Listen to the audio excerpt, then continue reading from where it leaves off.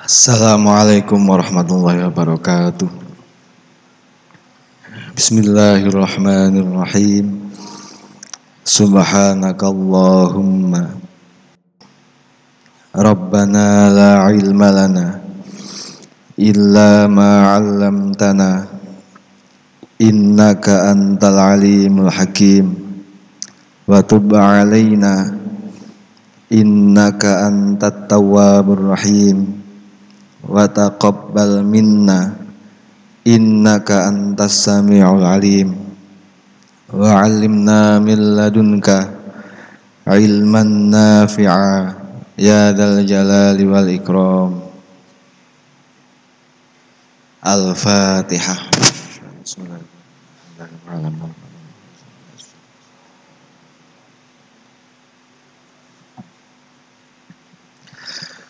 Alhamdulillahi rabbil alamin. Wassalatu wassalamu ala asyrafil anbiya'i wal mursalin wa ala alihi wa sahbihi ajma'in, amma ba'du.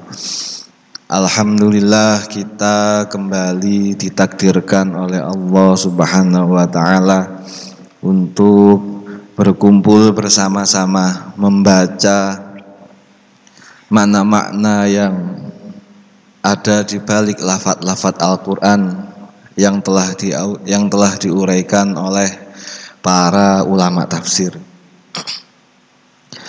Pada kesempatan kali ini kita akan membaca surat Al-Baqarah ayat 246 hingga 247.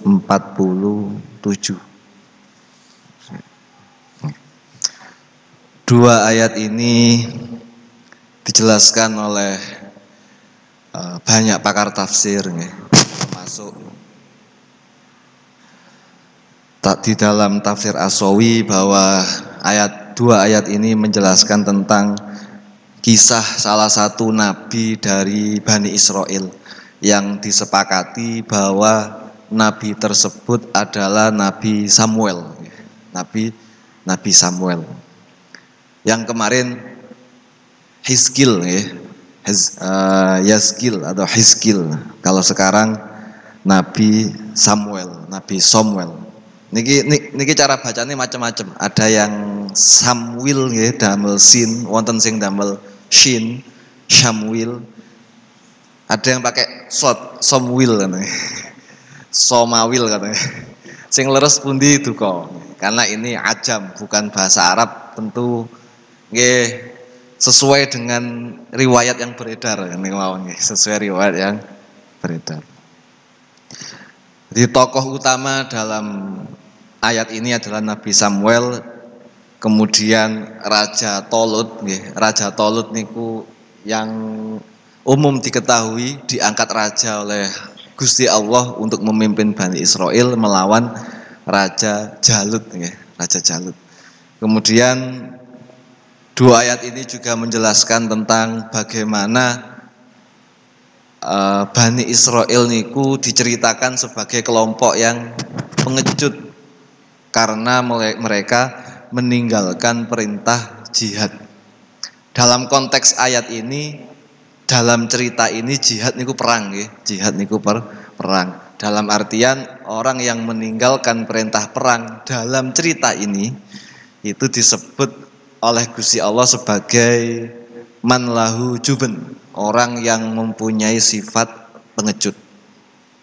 Tentu oleh ulama zaman sekarang jihad di dalam Al-Quran itu diterjemah secara luas, tidak hanya perang tapi juga segala bentuk upaya perjuangan. Apapun itu pokoknya berjuang maka bisa diartikan sebagai jihad. Niki ayatnya cerita mawon. A'udzu billahi minasyaitonir rajim. Bismillahirrahmanirrahim. Alam tara ilal mala'i min bani Israila min ba'di Musa idh qalu linabiyyin lahum mub'ats lana malikan nuqatil fi sabilillah qala hal asaitum in kutiba alaikumul qitalu alla tuqatilu Qalu wa ma lana alla nuqatila fi sabilillahi wa qad ukhrijna min diyarina wa abnaina falamma kutiba alaihimul qitalu tawallaw illa qalilam minhum wallahu alimun bizzalimin. Al-ayah. Alam taro, wahai Muhammad, ini dialektika antara Gusti Allah dan Nabi Muhammad. Alam taro, apakah kamu tidak tahu wahai Muhammad, atau apakah kamu enggak pernah mendengar, apa kamu enggak pernah membaca ilal mala'i min Bani Israel, tentang kisah suatu kelompok Bani Israel min ba'di Musa, setelah wafatnya Nabi Musa. Setelah wafatnya Nabi Musa niki mboten langsung nggih. Ternyata niku rentangnya sangat jauh. Setelah Nabi Musa, kemudian nabi, baru Nabi Samuel. Di rentang waktunya sangat jauh. Lagi-lagi kita menemukan lafadz alam taro. Lafadz alam taro menurut ulama tafsir itu memantik, menggugah, memantik atau menunjukkan bahwasannya ada satu informasi yang perlu diketahui. Sedangkan informasi tersebut niku jarang diketahui. Jadi ada riwayat tentang Nabi Samuel niki ternyata di kalangan Bani Israel sendiri itu tidak diketahui oleh banyak orang, tapi hanya diketahui oleh beberapa orang. Oleh sebab itu, ketika Nabi Muhammad mengetahui kisah ini, maka tidak mungkin Nabi Muhammad itu mengetahui dari orang atau dari guru atau dari teman. Pasti ada satu entitas yang berkuasa yang memberikan informasi tersebut. Dalam hal ini adalah Gusti Allah. Dan itu malah memperkuat nubuahnya Nabi, memperkuat status Nabi Muhammad sebagai Nabi. Karena ini cerita yang sangat privat, sangat jarang diketahui. Di kalangan Bani Israel sendiri pada zaman Nabi Muhammad, di kalangan orang Yahudi, yang mengetahui hanya beberapa tokoh. Jadi di antara tokoh-tokoh Yahudi, tokoh-tokoh Bani Israel Madinah, yang mengetahui itu hanya sebagian kecil, hanya kelompok minoritas. Dan riwayat ini tidak diproduksi, tidak diceritakan secara massal. Kenapa? Karena ini merupakan aib, merupakan aib. Nggih, seperti kita niku kalau ada cerita yang aib kan tidak diceritakan, dan hanya diketahui oleh orang-orang tertentu. Maka ketika ada orang yang mengetahui cerita aib tersebut, pasti kita langsung muncul suudonya. Wah, siapa yang ngasih tahu ini? Siapa yang ngasih? Misalkan satu cerita, satu sejarah di Indonesia yang mengatakan bahwasanya Indonesia tidak pernah mengalami rodi. Indonesia tidak pernah mengalami yang namanya kerja paksa pada zaman VOC. Kenapa? Karena sejarah mencatatkan orang Indonesia kerja niku dibayar, bangun jalan-jalan provinsi niku dibayar. Notanya lengkap dan terdokumen rapi di Belanda, di museum di Belanda. Akan tetapi oleh kelompok-kelompok tertentu, oleh orang Indonesia sendiri, informasi ini ditahan. Kenapa? Karena ini aib negara. Jangan sampai masyarakat itu tahu, oh ternyata kita itu dibayar, tapi dikorupsi sama gubernur setempat ya, sama mandor-mandor dan lain sebagainya. Maka alam taro ini ada informasi penting yang Nabi Muhammad harus mengetahui. Isi kisah tersebut adalah idh qalu linabiyil lahum ib'ats lana malikan nuqatil fi sabilillah. Jadi ketika Bani Israel pada zaman Nabi Samuel sedang mengalami krisis, diperangi oleh kaum Ad. Jadi rentang waktunya niku bersamaan dengan kaum Ad. Lah kaum Ad itu karena mempunyai postur yang sangat besar, akhirnya disebut dengan Amalikoh atau kaum raksasa. Yang Amalikoh niku diambil dari Imlik. Imlik niku satu nama anak daripada Nabi Nuh. Nah, Nabi Nuh itu Nabi sinten niku Mang. Niki ancene lalian niki. Nggih, Imlik bin Ad nggih. Imlik bin Ad. Jadi Ad niku punya anak namanya Imlik, yang jalur Imlik niki menjadi orang-orang yang mempunyai fisik di atas rata-rata. Kemudian Imlik dijadikan nama suku untuk menunjukkan orang-orang yang mempunyai postur seperti raksasa. Niki senengane perang. Kalau di budaya pop kita itu mungkin seperti kaum barbarian, besar-besar, tinggi-tinggi, di mana-mana pasti perang, perang. Tidak ada hobinya niku perang. Lah, ternyata keganasan kaum Imlik niki sampai menyentuh umatnya Nabi Samuel. Bahkan sebelum Nabi Samuel, tapi Nabi Ilyasa. Jadi rentang waktunya niku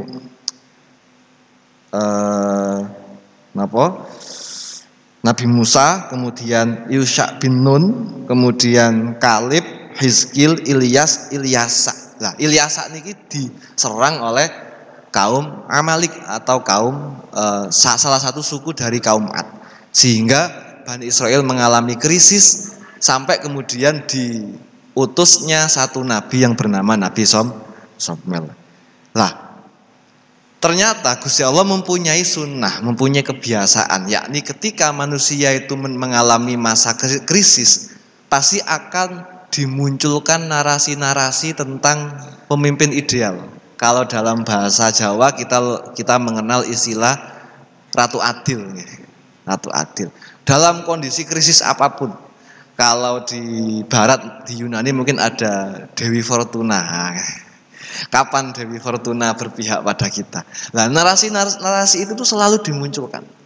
Orang Jawa ketika dalam krisis memunculkan narasi Ratu Adil. Sampai kemarin kita mengalami satu fenomena demokrasi nggih. Dadi narasi Ratu Adil niku dimunculkan secara berlebihan. Masing-masing calon pemimpin disifati sebagai Ratu Adil. Pun duka niku pun masalah politik nih. Tapi intinya ketika manusia mengalami satu masa krisis, pasti akan memunculkan narasi yang namanya pemimpin ideal atau Ratu Adil. Yang mana Ratu Adil itu diyakini oleh manusia pasti dikirim oleh Tuhan atau oleh Allah Subhanahu wa Ta'ala. Nah, karena yang bisa menurunkan hanya Gusti Allah, hanya Tuhan, maka mau tidak mau manusia setidak percaya apapun dengan Tuhan pasti akan bertanya kepada agamawan. Kalau umat Islam kepada kiai, pada zaman Bani Israel kepada nabi. Akhirnya Bani Israel yang awalnya memang mboten saged diatur kali Nabi Samuel. Kan kunane kuno diceritakan dalam Al-Qur'an Bani Israel niku sulit diatur. Ketika dalam kondisi krisis, mau nggak mau mereka harus menghadap kepada Nabi Samuel. Wahai Nabi, ib'ats lana malikan nuqatil fi sabilillah. Ya Nabi Samuel, tolonglah berdoalah kepada Allah agar diturunkan seorang raja. Nah, diturunkan seorang raja yang nanti akan perang bersama kita fi sabilillah, di jalan Allah. Ayolah tolong doakan agar diturunkan Ratu Adil dan kita bisa berperang bersama-sama. Fi sabilillah ay tantadimu bihi kalimatuna wa narjiu ilai, agar kemudian hidup kita menjadi teratur kembali. Wa narjiu ilai, dan kemudian kita kembali kepada sabilillah atau kembali kepada kalimat Allah, yakni kalimat tauhid.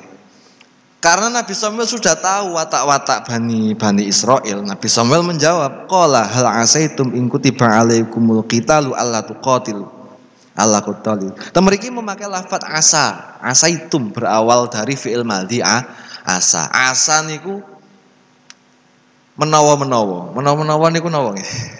Kalimat napa nggih menawa niku nggih? Jangan-jangan. Nah, lit tawakku, menawa yang pasti terjadi. Potensi terjadinya itu 90%. Ada siswa belajar dengan giat sampai mempunyai pemahaman yang baik, kemudian mengikuti ujian. Terus dia berkata, tak belajar, malam ini tak belajar, biar atau menowo-menowo besok mendapatkan nilai 90 misalkan. Nah ini kan harapan yang 90% terjadi, karena dia mempunyai kualitas yang baik. Nabi Samuel mengatakan, bentar, jangan-jangan ketika Ratu Adil sudah diturunkan, seorang raja yang ideal sudah diturunkan, kemudian diwajibkan perang atas kalian, Allah tuqatilu, kalian enggan berperang, lari dari perang, tidak mau diwajibkan perang, malah kabur.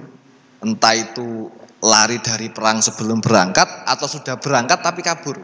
Dalam kasus cerita Nabi Raja Tolut kan ngonten nggih, ada yang memang sudah nggak ikut sejak awal, ada yang tengah-tengah perang kabur, ada yang tengah-tengah perjalanan kabur, ada yang nggak bisa diatur, tidak boleh minum tetap minum di sungai kan ngonten nggih. Ancen ini juben bahasane nak Gusti Allah niku juben niku bodoh pengecut. Nggih bodoh nggih pengecut. Qalu wa malana alla nuqatila fi sabilillahi wa qad ukhrijna min diyarina wa abnaina. Bani Israil menjawab, tidak mungkin. Wa malana alla nuqatila fi sabilillah. Tidak mungkin kami tidak mau berperang ketika sudah diturunkan seorang raja. Wa qad ukhrijna min diyarina wa abnaina. Karena kami telah diusir dari negara kita dan anak-anak kita ditawan, diusir juga ditawan. Alasan, enggak mungkin Nabi. Kalau disyariatkan perang, kita pasti berangkat karena kita adalah orang yang sudah terusir. Nah, kita mempunyai semangat mempertahankan tanah air. Kira-kira.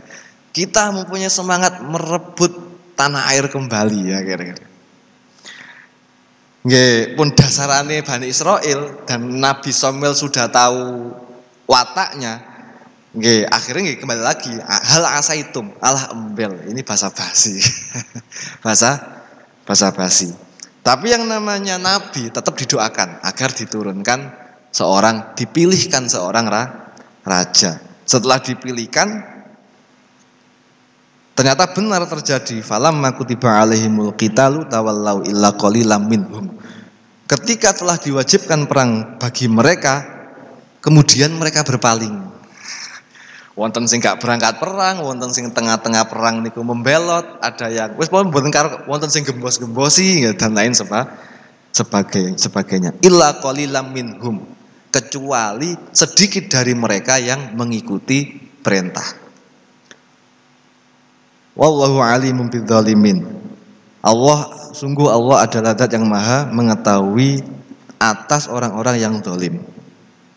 Nah, kemudian ini diceritakan bagaimana seorang kelompok Bani Israil niku tidak menerima Tolut yang diangkat oleh Allah sebagai raja. Wa qala lahum nabiyuhum. Nabi Samuel mengatakan kepada mereka, innallaha qad ba'atha lakum Taluta malika. Sungguh Allah telah mengutus kalian Tolut sebagai raja. Qalu anna yakunu lahul mulku alaina wa nahnu ahaqqu bil mulki minhu. Bani Israil menjawab, bagaimana kami menganggap dia sebagai raja? Akhirnya seperti itu.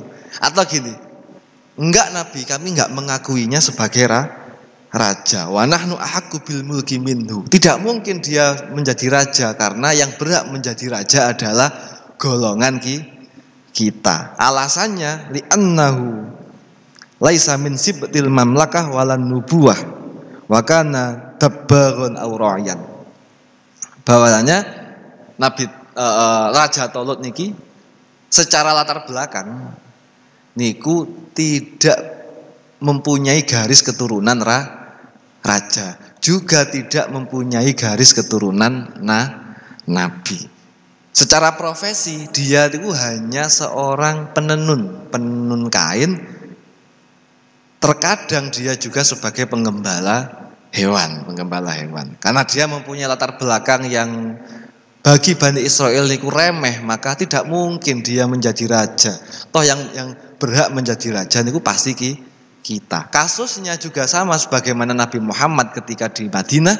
Nabi Muhammad nggih niki tantangannya Nabi nggih, meneng-meneng dikengken ngaku ana Rasulullah. Wahai orang Mekah, saya adalah Rasulullah. Nah, niki kan nggih butuh mental yang kuat. Misalkan kula dikengken, jenengan ngaku dadi kiai, saya adalah kiai. Wah, jelas saya nggak berani. Karena tidak mental, secara mental tidak kuat. Ketika Nabi Muhammad mengaku sebagai nabi, orang-orang Yahudi, orang-orang Bani Israel di Madinah tentu menolak. Siapa itu orang Mekah? Mekah niku kan daerah terbelakang pada zaman itu. Orang desa, orang yang lahir di peradaban tidak berkualitas tiba-tiba mengaku jadi nabi. Tidak mungkin dia nabi, karena nabi itu pasti dari golongan kami, dari golongan Bani Israil, dari Yakub nggih. Yakub napa Ishak? Ishak nggih. Pasti lahir dari Ishak. Tidak mungkin dari yang lain. Kasusnya sama dengan Tolut. Tolut niku aslinya juga masih keturunan nabi, masih keturunan Nabi Yakub. Sayangnya jalurnya berbeda. Kalau Bani Israel itu dari orang-orang yang nabi-nabi nggih, Nabi Yusuf dan lain sebagainya. Tolut niku lahir dari Bani Bunyamin, adiknya Yusuf nggih. Jadi saudaranya Nabi Yusuf yang berpihak kepada Nabi Yusuf. Nah, kebetulan Bunyamin sampai kepada Tolut. Jadi Tolut bin Bunyamin niku tidak ada seorang pun yang menjadi nabi dan tidak seorang pun yang menjadi raja. Karena secara historis tidak ada leluhurnya yang menjadi orang keren, maka ceritanya kan hilang. Akhirnya ketika Tolut diangkat menjadi raja, mereka kan janggal, ini siapa? Ini siapa? Anaknya siapa? Keturunannya siapa? Kok bisa-bisanya diangkat menjadi raja? Singkat cerita, mereka menolak ke status raja daripada Tolut. Qala innallaha astafahu alaikum wa zadahu bastatan fil ilmi wal jism. Nabi Samuel mengatakan, sungguh Allah telah memilih Tolut sebagai raja atas kalian, kemudian Allah memberikan Tolut kedalaman, keluasan dan kedalaman dalam ilmu dan kekuatan. Jism ten mriki niku kekuatan fisik nih, kekuatan fisik. Wallahu yu'ti mulkahu may yasha. Allah adalah zat yang memberikan kekuasaannya kepada orang yang dikehendaki. Wallahu wasi'un alim. Allah juga zat yang luas anugerahnya, juga zat yang maha mengetahui. Jadi intinya cerita tentang bagaimana interaksi atau kondisi umat daripada Nabi Samuel. Sebenarnya ini wonten beberapa beberapa poin yang perlu diperhatikan. Kula ngutip mawon. Kula ngutip di antaranya dawuhnya Gusmus niku mengatakan, termasuk rahmatnya Allah adalah mengirim utusan Allah pada setiap umat yang dalam keadaan krisis. Dalam keadaan krisis menurut Gusmus adalah kondisi di mana Gusti Allah hilang dari peredaran manusia. Jadi menungso niki pun lali pun. Tuhan niki enek tamboten, Tuhan niku sinten. Ketika dengar bertakwalah kepada Allah, Allah siapa?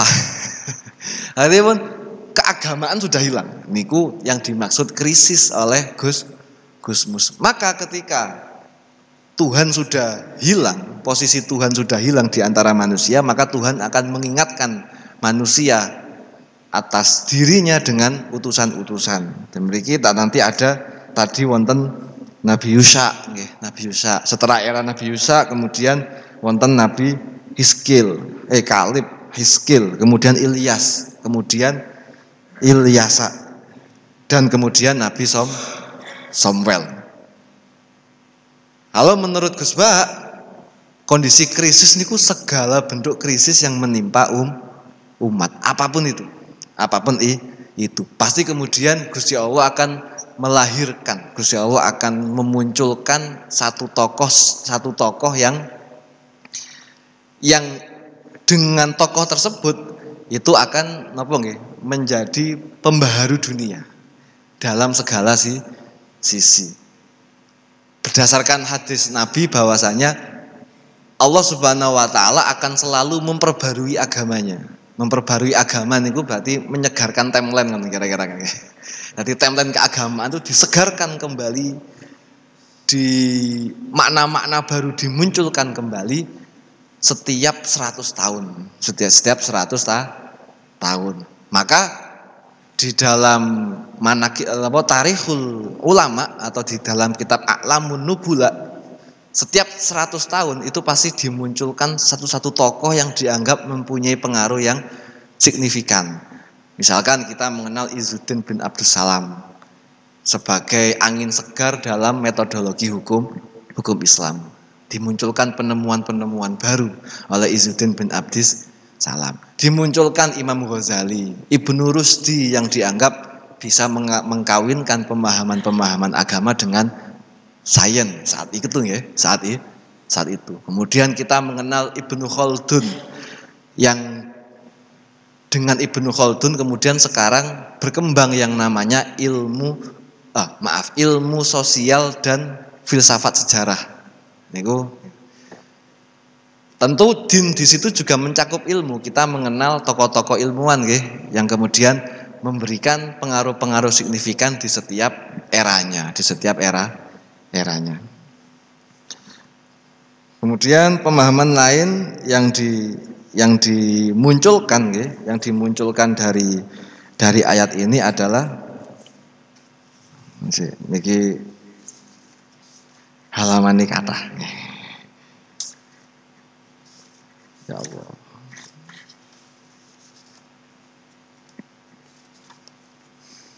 Nah, niki innal mulka awil hukma laisa bil waratha au bil ghina. Bahwasanya kekuasaan atau kepemimpinan itu tidak disebabkan oleh warisan. Au bil ghina atau menggunakan kekayaan. Jadi ulama tafsir itu mengatakan seperti itu, bahwasanya kekuatan yang ditolak oleh Bani Israel tadi itu karena mereka tidak mengetahui bahwasanya kekuasaan atau kepemimpinan itu tidak bisa dilahirkan melalui warisan dari anak ke bapak, bapak ke anak ke cucu dan seterusnya. Maka bin itu menjadi tidak terlalu penting. Ini anaknya siapa? Misalkan Bani Israel, kami ini keturunan Nabi Ilyas, kenapa bukan kami yang jadi raja? Katanya Gusti Allah, ya terserah saya. Wong kekuasaan itu tidak harus melalui keturunan. Tentu kita beberapa hari ini terlalu sering terpapar oleh isu-isu tentang keturunan, tentang nasab, tentang yang itu bukan kapasitas saya untuk membahas. Tapi yang jelas bagi kita yang tidak mempunyai kapasitas tidak usah ikut-ikut.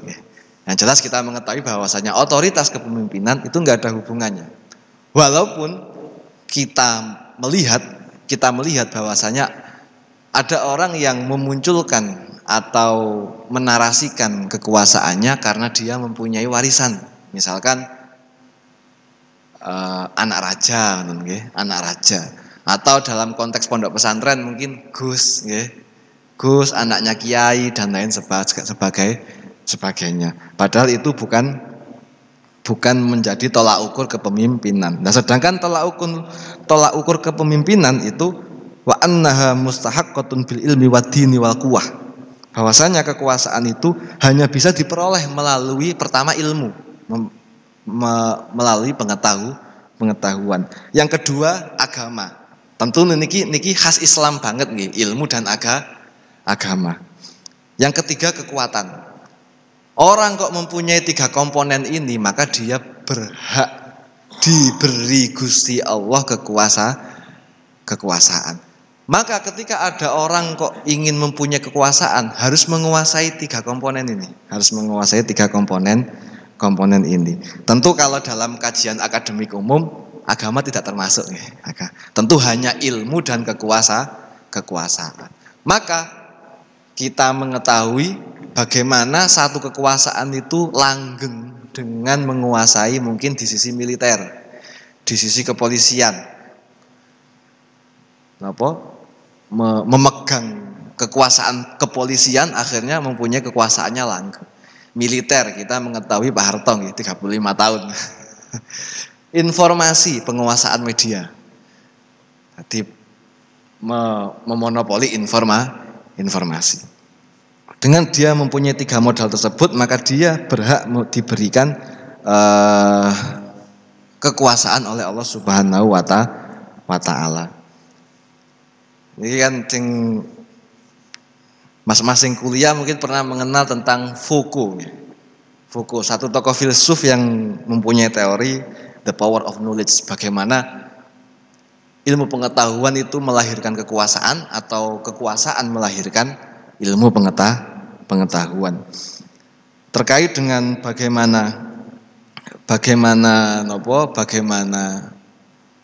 astagfirullahaladzim, bagaimana ilmu itu menciptakan kekuasaan itu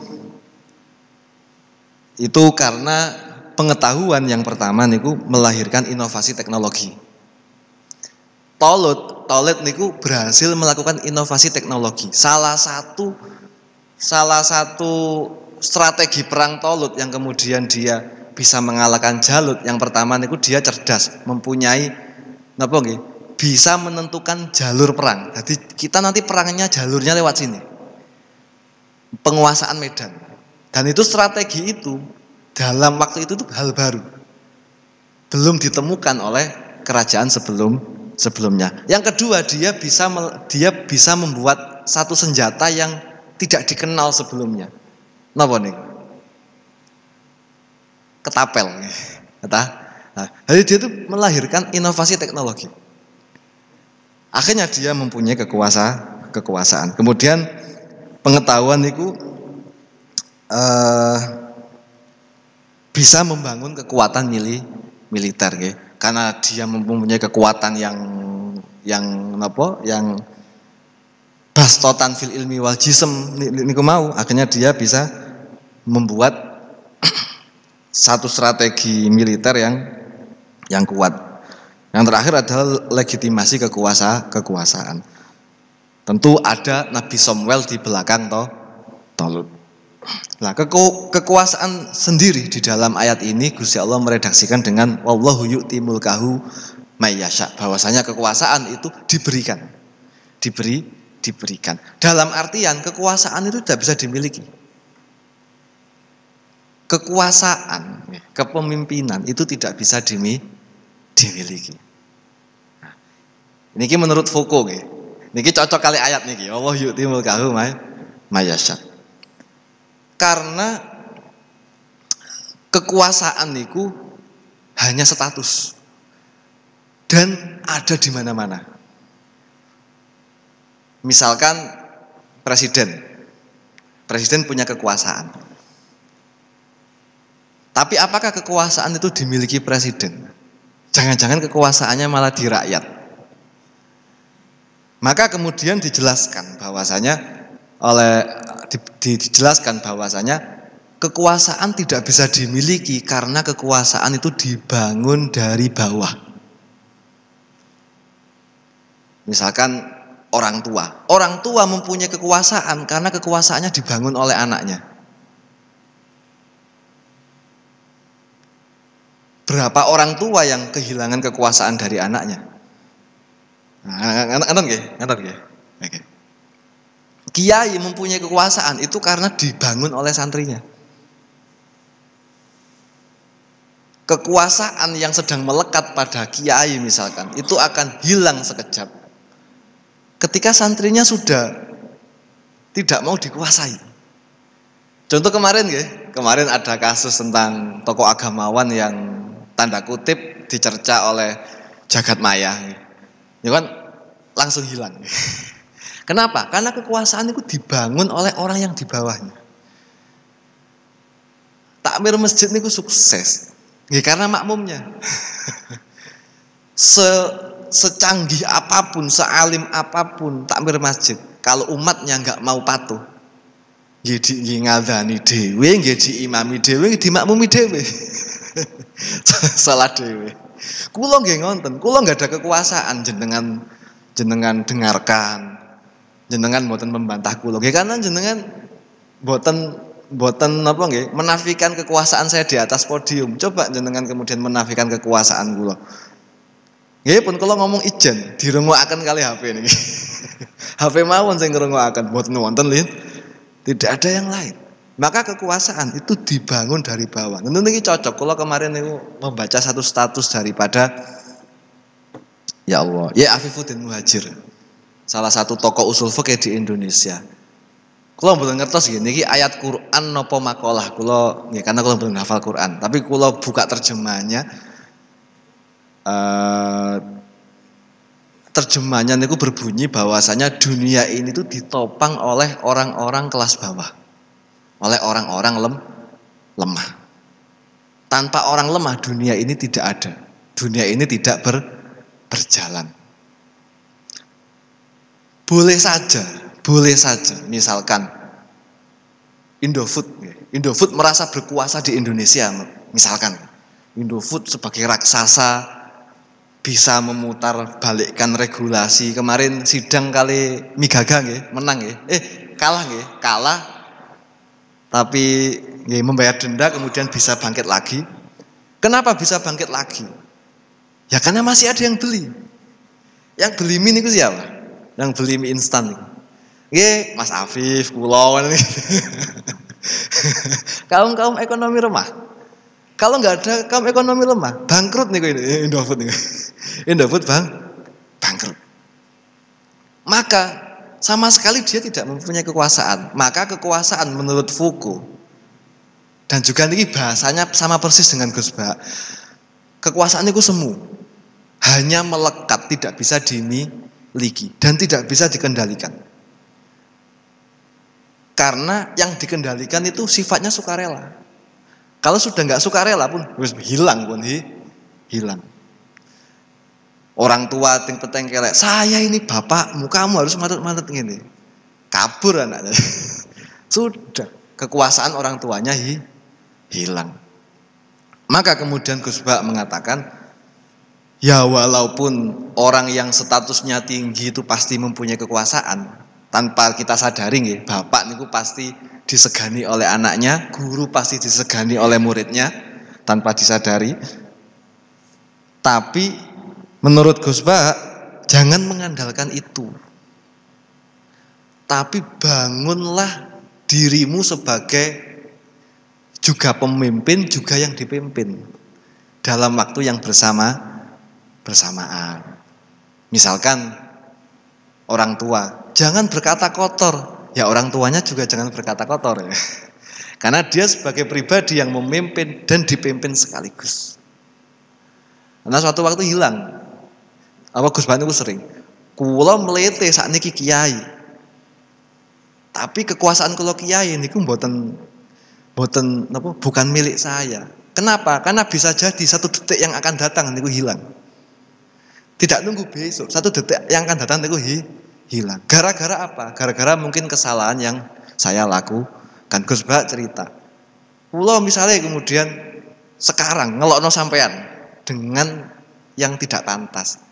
Sudah hilang kekuasaannya seketika. Seorang orang tua yang berwibawa hanya karena mungkin orang tuanya melakukan sesuatu yang enggak pantas di hadapan anaknya. Niku wibawanya langsung runtuh.